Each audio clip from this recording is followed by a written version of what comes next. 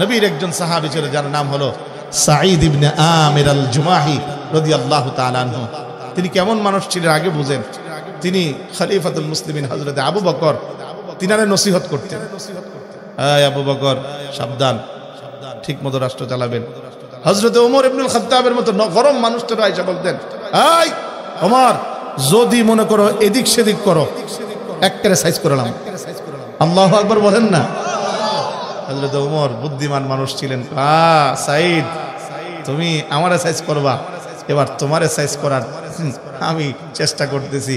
যাও, আমি তোমারে এক দেশের গভর্নর বানাইলাম, হিমসের গভর্নর আমি তোমারে বানায় দিলাম। তিনি বলেন আস্তাগফিরুল্লাহ, এটা আমি পারবো না। সাহাবীদের আদত ছিল নেতৃত্ব যখন আসতো তারা অপারগতা পোষণ করতেন। হযরত সাঈদ ইবনে আমির আল জুমাহি রাদিয়াল্লাহু তাআলা আনহু তিনি অপারগতা পোষণ করলেন। জোর করে হিমসের ওই নগরীর মধ্যে তিনাকে এভাবে করে করে গভর্নর হিসাবে নিযুক্ত করে দিলেন। হিমস কাকে বলা হয়? কয় সিরিয়ার ওই রাজধানী যেখানের মধ্যে টাকা উঠতো, টাকা বুঝেন তো। আমাদের নয়া বাজারের মধ্যে, আমার মসজিদ তো আরমানি টোলায়, নয়া বাজারে ট্রাফিক হইতে, ট্রাফিক মানে দিনের বেলা ফুইসাল বাজাইবো, গাড়ি ঠিক করব, রাত্রিবেলা এদিক দিয়ে ট্রাক আসা যাওয়া করে, যাত্রাবাড়ি, এই মূল পয়েন্টে পয়েন্টে আমার ট্রাফিক ভাইয়েরা লক্ষ লক্ষ টাকা দিয়া ওই জায়গার মধ্যে আয়ে কেবলমাত্র এই জায়গায় ট্রাফিকগিরি করবার লেগা। তার কারণ রাত্রেবেলা ট্রাকের তে ভালো মাল খাইতে পারে, বুঝেন নাই? হ্যাঁ, এই জন্য এই জায়গায় আসে। হিমস এমনই এক জায়গা, বাণিজ্যিক নগরী। এমন সময় সাঈদ ইবনে আমির আল জুমাহিকে ওই জায়গায় গভর্নর হিসাবে পাঠায়া দিয়েছেন। তো আমার বন্ধুরা, আমার ভাইয়ারা, যখনই তিনাকে পাঠিয়ে দেওয়া হলো তিনি সেই জায়গায় থাকতে লাগলেন।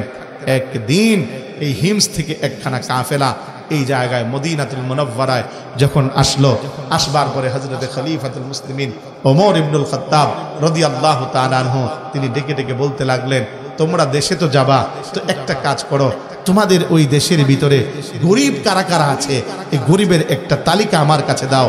যদি দাও, ওই তালিকা অনুসারে আমি বাইতুল মাল থেকে তাদের জন্য কিছু সহযোগিতার ব্যবস্থা করব। যখনই এই তালিকা তারা দিল, এবার হযরত ওমর ইবনুল খাত্তাব রাদিয়াল্লাহু তাআলা আনহু তালিকাখানা পড়ছেন, আর তিনি এবার তাকায় দেখেন প্রথম যে নামটা, এই নামটা হলো সাঈদ। তখন তিনি জিজ্ঞাসা করলেন, এই সাঈদটা আবার কে? ওই লোকগুলো বলতে লাগলো, সাঈদকে আপনি চিনেন না? যাকে আমাদের মাঝে গভর্নর করে পাঠালেন সেই হলো সাঈদ ইবনে আমির আল জুমাহি। বলে তোমাদের দেশের বাদশা, তোমাদের দেশের গভর্নর, সেই তোমাদের মধ্যে সবচেয়ে বড় ফকির নাকি?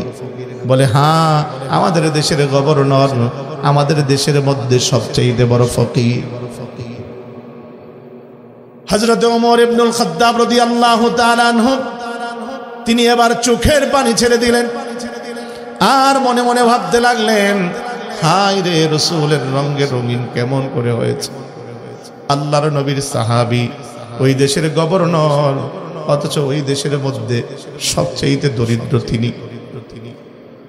হযরত ওমর এবার 1000 দিরহাম তিনি একটা থলের মধ্যে গড়েন, আস্তে করে হাতের মধ্যে উঠা দিয়ে বললেন, যাও হযরতে সাঈদকে এবার বলবে এই সাঈদ যেন এই দিরহামগুলো খরচ করে নিজ পরিবারের জন্য যেন ব্যয় করে।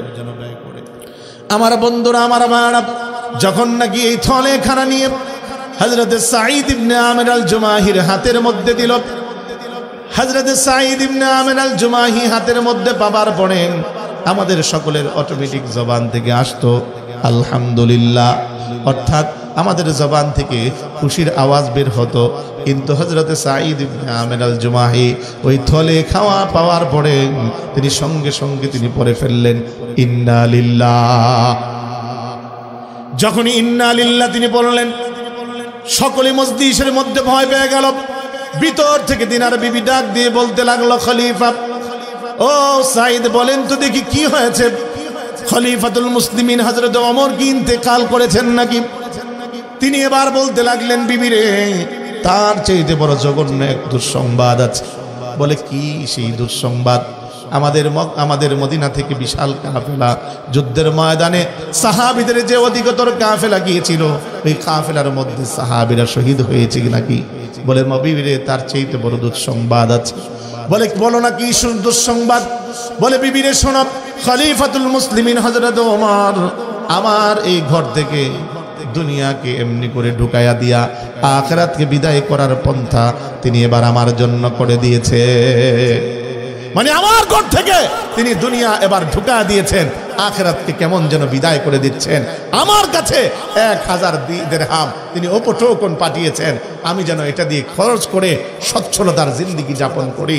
এবার হযরত সাঈদ ইবনে আমির আল জুমাহি বিবিকে বলতে লাগলেন, বিবি একটা কাজ করো, এই নাও, আমার থেকেও তো এই নগরীতে বড় অভাবী মানুষ আছে, তাদের মাঝে এইগুলোকে নিয়ে তুমি বন্টন করে দাও, আল্লাহ আমাকে তোমাকে উজরত দিবে, বিনিময় দিবে। জোরে কোন সুবহানাল্লাহ। কাফেলা এবার যখন নাকি আবারও খলিফাতুল মুসলিমিন হযরত ওমরের কাছে গেল, তারা যে বলতে লাগলো, খলিফা কার কাছে পাঠালেন? এটা মানুষ না, এটা ফেরেশতা। বলে কেমন? তার কাছে যখন দিরহামগুলো দিলাম, খুশি হওয়ার কথা ছিল যেই জায়গায়, সেই জায়গায় সে ইন্না লিল্লাহ পড়ে আমাদের উপস্থিতি থাকা অবস্থায় সমস্ত মালগুলো এইভাবে ক্রমান্বয়ে গরিব অসহায় বিধবাদের মাঝে বন্টন করে দিল।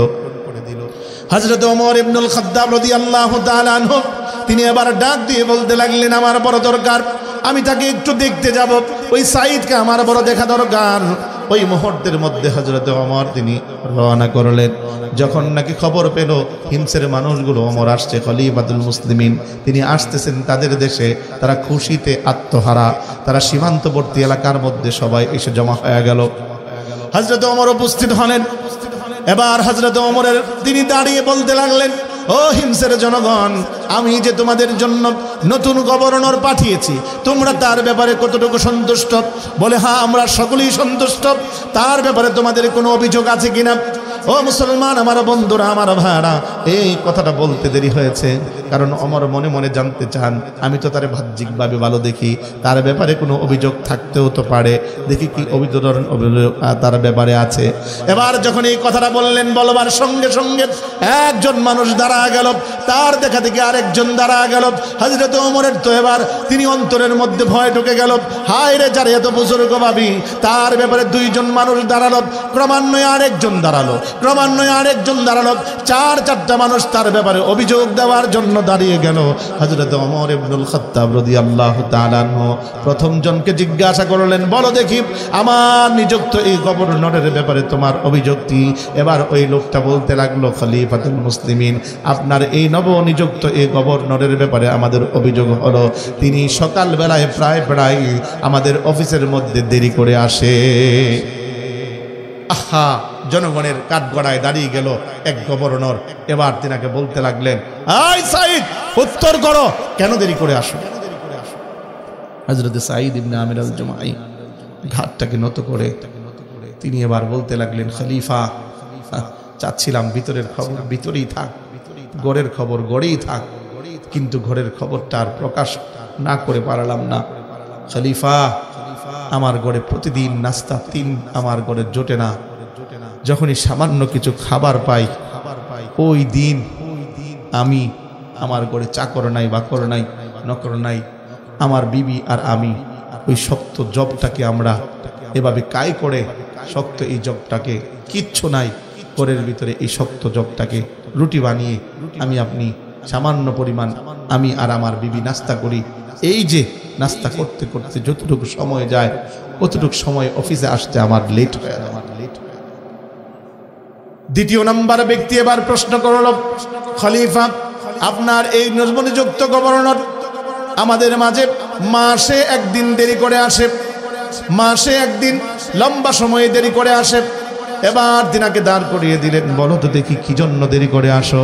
তিনি এবার বলতে লাগলেন, খলিফা, টাকা দেখেন না, আমার গায়ের ভিতরে দুইটা জামা, আমার গায়ের ভিতরে এই দুইটা চাদর ছাড়া আমার আর তৃতীয় নাম্বার কোনো কাপড় নাই। এরে মুসলমান, আজ কত রঙের কাপড় আমার আপনার। কিন্তু তিনি উত্তর করে বলেন, আমার এই 2টা কাপড় ছাড়া আর কোনো কাপড় নাই, আমি এই 2টা কাপড় পরে 29টা দিন পর্যন্ত কাটাই। গন্ধ এত পরিমাণ বের হয়ে যায়, আমার মানুষ আমার গন্ধ সহ্য করবে তো দূরের কথা, আমার নিজের কাছে এই গন্ধটা সহ্য করতে বড় খারাপ লাগে। আমি 30 দিনের বেলায় আমার উপরের চাদরখানা ধৌত করে আমি এভাবে করে করে এটাকে শুকাইতে দেই। এবার যখন নাকি ওটা শুকায়, ওটা আমি নিচে পরিধান করি, তারপরে এই নিচের চাদরখানা ধৌত করে আবার সেটাকে ধৌত করে আবার শুকাইতে দেই। এই শুকাইতে শুকাইতে কিছুটা সময় গণা যায় মাসে, এই জন্য একদিন আমার লেট হয়ে যায়। হযরত ওমরের এবার একটু হলো ভয়গুলো কাটছে। এবার তৃতীয় নাম্বার ব্যক্তিকে জিজ্ঞাসা করেন, বলো তোমার কি অভিযোগ আছে তোমাদের গভর্নরের ব্যাপারে। তৃতীয় নাম্বার ব্যক্তিটা এবার বলতে লাগলো, শোনেন খলিফা, ও খলিফাতুল মুসলিমিন, আমাদের এই গভর্নর তো দিনের বেলা আমাদেরকে সময় দেয়, কিন্তু রাত্রিবেলা আমাদেরকে সময় দেয় না, আমাদের মাঝে সে একবারের জন্য আসে না।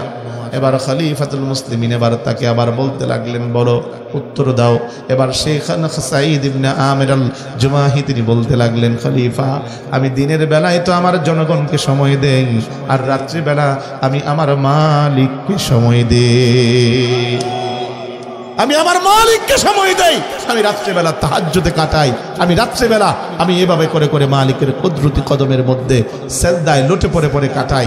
আহা! এবার চতুর্থ নম্বর ব্যক্তিকে বলতে লাগলো, বলো তোমার কি অভিযোগ। বলে, খলিফাতুল মুসলিমিন, ও ওমর, তার ব্যাপারে আমাদের অভিযোগ হলো সে মাঝে মাঝে অফিসে আসবার পরে তার সেন্সলেস হয়ে যায়, সে মাঝে মাঝে অজ্ঞান হয়ে যায়। এবার তিনাকে প্রশ্ন করলেন, এমন হয় কেন। বলে, খলিফাতুল মুসলিমিন হযরত ওমর, আপনি শুনেন, আমি তখন বেঈমান ছিলাম। যখন বদরের যুদ্ধ শেষ হলো, যখন নাকি বদরের প্রান্তরে কাফেরদের অধিকতর নেতারা মারা গিয়েছিল, এদের এমনভাবে অন্তরের মধ্যে জিদ জাগ্রত হয়েছিল, মুসলমানের যে কাউকে পাবে তার উপরে চরম প্রতিশোধ নেবে। আহা!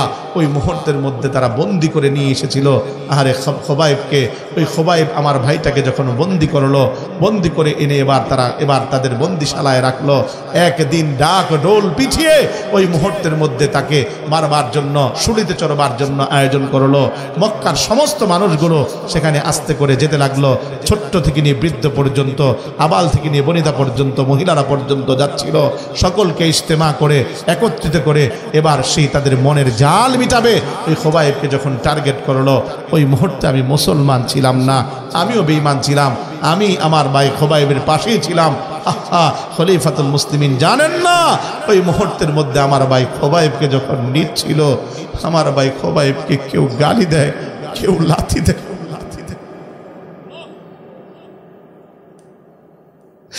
আমার ভাই খোবাইবকে অনেকে বকাঝকা করে, কিন্তু আমি তাকিয়ে তাকিয়ে দেখেছিলাম, আমার করার কিছু ছিল না, আমার করার কিছু ছিল না। আমার ভাইকে যখন অগ্রসর করছিল, আমার ভাইকে প্রশ্ন করলো, এই খোবাইব, জীবনের শেষ ইচ্ছে কি আছে তোমার? ওই মুহূর্তে আমার ভাই খোবাইব বলেছিল,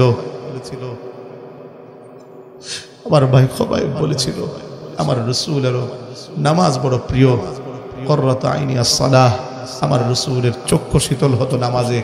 আমি রাসূলের যেহেতু সাহাবী, আমার চক্ষু শীতল হয় নামাজে, আমার দিবানি একটু সময় নামাজে। হায় দোস্ত, আজ নামাজ পড়তে আপনি চান না। খোবাইব নামাজের ইচ্ছে জীবনের শেষ লগ্নি করেছেন। হযরত খোবাইব রাদিয়াল্লাহু তাআলা আনহু নামাজখানা দ্রুততার সাথে পড়লেন আর বলতে লাগলেন, বেঈমানেরা, তোরা জানোস না, আজ যদি আমার এই অবস্থায় নামাজটা চাচ্ছিল, মনটা চাচ্ছিল একটু দীর্ঘ সময় করে পড়ি, কিন্তু তোরা এই কথা ভাববি মুহাম্মাদের সৈনিকেরা মনে হয় মৃত্যুকে ভয় পায়, এই কথা ভেবে তোরা আমাদের উপরে মিথ্যা ধারণা করবি, এজন্য আমি নামাজটাকে একটু তাড়াহুড়ো করে পড়লাম। আহা! এবার যখন তাকে শুলিতে সরিয়ে দেওয়ার জন্য প্রস্তুতি নিল, ও মুসলমান আমার বন্ধুরা, ওই মুহূর্তে তাকে প্রশ্ন করলো, ও খোবাইব, জানতে চাই, বলো এই মুহূর্তে তোমার পরিবর্তে যদি তোমার রাসূলকে এনে তোমার জায়গায় দিয়ে দেওয়া হয়, তুমি তাতে করে কি সম্মতি প্রকাশ করবে কি? হযরত খোবাইব ডেক দিয়ে বলতেছিল, এই মক্কার কাফের মুশরিকেরা, তোরা শুনে রাখ, আমার রাসূলকে আমার জায়গায় কেন? আমার জীবদ্দশায় আমার রাসূলের গায়ে যদি এক ফোঁটা ফুলের ফোঁটা লাগে, খোদার কসম আমি খোবাইব তা বরদাস্ত করব না। আল্লাহু আকবার বলো না মুসলমান। আমার জীবদ্দশায় আমার রাসূলের গায়ে একটা ফুলের টোকাও লাগতে দেব না। আজ তোমার আমার এই দুনিয়ার জমিনে থাকা অবস্থায় আজ বেঈমানগুলো তোমার আমার নবীর বিরুদ্ধে কথা বলে, আজ কাদিয়ানী সম্প্রদায় আজ তোমার আমার খতমে নবুয়ত নিয়ে টানাটানি করে, কিন্তু ইমানদার হিসাবে তোমার আমার ইমান গর্জে ওঠে না। আমি দায়িত্বহীন কণ্ঠে একটা কথাই বলতে চাই, এই বাংলার জমিনে যদি প্রধানমন্ত্রী, এমনকি আমার প্রধানমন্ত্রীকে বলতে চাই, প্রধানমন্ত্রী অন্ততপক্ষে এই দেশের ভিতরে আপনার বাবা অনেক কিছু করেছেন। আপনার বাবা এমনি করে বাইতুল মুকাররমের মধ্যে এমনি করে ইসলামিক ফাউন্ডেশনকে দিয়েছেন, এমনি করে আপনার বাবা কেমনি করে কাকরাইল মসজিদ দিয়েছেন, কাকরাইল মসজিদের মধ্যে তাবলীগের জন্য মারকাজের ব্যবস্থা করেছেন, এমনি করে বিশ্ব ইজতেমার জায়গাটা আপনার বাবা নির্ধারণ করেছেন। আপনি আপনার বাবার মতো করে যদি বাংলার জমিনে মানুষের মনে থাকতে চান, পরামর্শ একটাই, অন্ততপক্ষে এই জমিনের বুকে নেতার বিরুদ্ধে কথা হলে সঙ্গে সঙ্গে ট্রাইব্যুনাল গঠন করে বিচারের আওতাধীন করা হয়, নেত্রীর বিরুদ্ধে কথা হলে সঙ্গে সঙ্গে ট্রাইব্যুনাল গঠন করে বিচার কার্য পরিচালনা করা হয়। বাংলার জমিনে এমন ট্রাইব্যুনাল গঠন করা হোক যেই মুহূর্তে আমার আল্লাহর বিরুদ্ধে, নবীর বিরুদ্ধে, কোরআনের বিরুদ্ধে কেউ কথা বলবে, সঙ্গে সঙ্গে প্রকাশ্য দিবালোকে ফাঁসির মঞ্চে বাইতুল মুকাররমে তাকে মঞ্চায়িত করতে হবে। চান কারাগারে হাতটা উঠে আমার আল্লাহকে দেখান ইনশাআল্লাহ। আমার বন্ধুরা, আমার ভাইয়ারা, আমি একটা কথাই বলতে চাই পরিশেষে, এই খতমে নবুয়ত আন্দোলন আজ চলছে, অন্ততপক্ষে আমাদের মুরব্বীরা অগ্রসর হচ্ছেন, লম্বা করার সুযোগ নাই। এই নবী এই জমিনের বুকে আজ কাদিনী যারা সম্প্রদায় আছে, অন্ততপক্ষে তাদের ব্যাপারে সকলে আওয়াজ ওঠাতে হবে, সাধারণ থেকে সাধারণ মানুষ পর্যন্ত আওয়াজ ওঠাতে হবে। সেই কথাটা হলো নবীর পরে নবী নাই, সংসদে আইন চাই। দ্বিতীয় নম্বর আওয়াজ হলো কাফের কাফের, কাদিনীরা কাফের। পারবো তো ইনশাআল্লাহ? জোরে বলেন পারবো তো ইনশাআল্লাহ? আমার বন্ধুরা, আমার ভাইয়ারা, কোনোদিন সময় হলে ফিরকায়ে বাতিলার এই বিষয়ে আমি লম্বা সময় কথা বলবো, এই কথা বলবার সুযোগ নাই। আমি যেই কথাটা আপনাদেরকে বোঝায় যেতে চাই, সেই কথাটা হলো যখন নাকি এই কথা বললো যে তোমার এই মুহূর্তে যদি তোমার নবীকে এনে দেওয়া হয়, রাজি আছো নাকি? তিনি এই কথা বললেন, ওই মুহূর্তের মধ্যে তিনি এই গর্জে ওঠার পরে তিনাকে ওই মুহূর্তের মধ্যে তিনার কেউ কান কেটে দেয়, তিনার কেউ নাক কেটে দেয়, হাত কেটে দেয়। ওই মুহূর্তের মধ্যে হযরতে খুবাইব রাদিয়াল্লাহু তাআলা আনহু তাকা বলে মনে এভাবে চিৎকার মেরে বলতে লাগলেন, আল্লাহ তুমি এগুলোকে গনে গনে রাখো, আল্লাহ এগুলোর তুমি বিচার করো। খলিফাতুল মুসলিমিন আমার ভাই যখন চিৎকার মেরে এই কথাগুলো বলছিলেন, আল্লাহর কাছে এত কবুল হলো। পরবর্তী সময়ে দেখতে পেলাম প্রত্যেকটাকে আমি এভাবে করে করে লাশ অবস্থায় দেখেছি, তাদের বিচার সঠিকভাবে হয়েছে। কিন্তু আমার ভয়ের জায়গা কোথায় জানেন? আমি কেন সেন্সলেস হয়ে যাই? আমার ভাই খুবাইব যদি ময়দানে মাহশরে আল্লাহর সেই আদালতে আমাকে ডাক দিয়ে বলে, এই হ্যাঁ সাঈদ, সেদিন তো তুই ছিলি ওই জায়গার মধ্যে, তুই কেন আমার সহযোগিতার জন্য হাত বাড়ালি না? তুই কেন আমার কাছে আসলি না, আমার সহযোগিতা করলি না? আমার ভাই যদি সেদিন আমার ব্যাপারে আল্লাহর আদালতে মামলা দায়ের করে, আমি বাঁচবো কেমনে? এই কথা চিন্তায় আসতেই আমার কেমন যেন আমি অজ্ঞান হয়ে যাই। দোস্ত, হযরত ওমর চারখানা জবাব শোনাবার পরে সন্তুষ্ট হয়ে আবারও 1000 দিনার দিয়ে আবার চলে গেলেন। এবার শেষ কথাটা শোনার চেষ্টা করুন। যখনই চলে গেলেন, যাবার পরে এবার তিনি তিনার হাতের মধ্যে দিনারগুলো পাবার পরে তিনার বিবি তো বেজায় খুশি, সংসার সুন্দর হবে, সজ্জিত হবে। ঠিক ওই মুহূর্তের মধ্যে তিনি ডাক দিয়ে বলতে লাগলেন, বিবি শোনো একটা কথা, এই টাকাগুলো আমার তোমার হাতে হস্তগত আছে, এটাকে যদি ভালো মহাজনের কাছে এটা যদি আমি বিনিয়োগ করি, অনেক মুনাফা যদি হয়, তুমি কি এটা সেখানে লাগাতে প্রস্তুত আছো? বিবি এবার খুশিতে আত্মহারা, অসুবিধা কি? আপনি ভালো জায়গায় যদি এটা লাগান, ভালো মুনাফা যদি আমাদের আসে, তাহলে তো এটা আমাদের জন্য ভালো। তখন তিনি এবার আবারও বললেন, বিবি একটা কাজ করো, তুমি এবার এই এলাকার যত এতিম গরিব অসহায় বিধবা নারী আছে, এই টাকাগুলো আবার তাদের মাঝে বন্টন করে দাও। আহা, আমার আল্লাহর ঘোষণা, ওমা তুনফিকু ফি সাবিলিল্লাহ ইউওয়াফা ইলাইহিম ওয়া আনতুম লা তুজলামুন। তোমরা যা দান করবে পরকালে আল্লাহর কাছে পাবে। এজন্য পরকালের চিন্তাটা আগে ঢুকান। সাঈদ ইবনে আমির আল জুমাহি পরকালের ফিকির ঢুকিয়েছিল।